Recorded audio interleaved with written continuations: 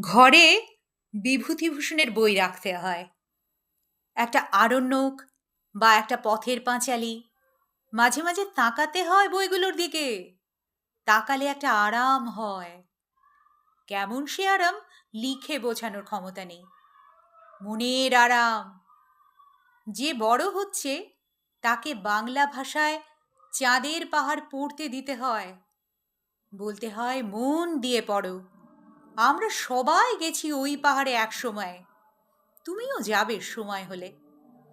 ঘর ভরা স্বাচ্ছন্দ্যের এক কোণায় লব টুলিয়া রাখতে হয়।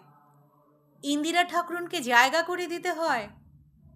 যে বড় হচ্ছে তাকে বলতে হয় চিনে নাও এদের।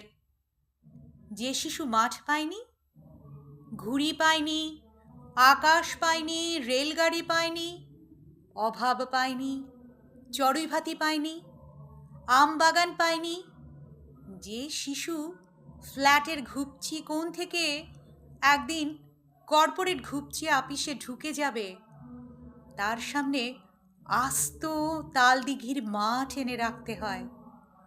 নইলে খুব খুব দেরি হয়ে যাবে। দুর্গা মরে গেলে কেবল লেখা থাকে দুর্গা আর চাহিল না। এই সহজ আড়ম্বরহীন মৃত্যুর পাশে গোটা বাংলা ভাষা সেই কবে থেকে হতোদ্যম হয়ে বসে আছে। ঘরে বিভূতি রাখলে ঘরে রৌদ্র বেশি ঢোকে।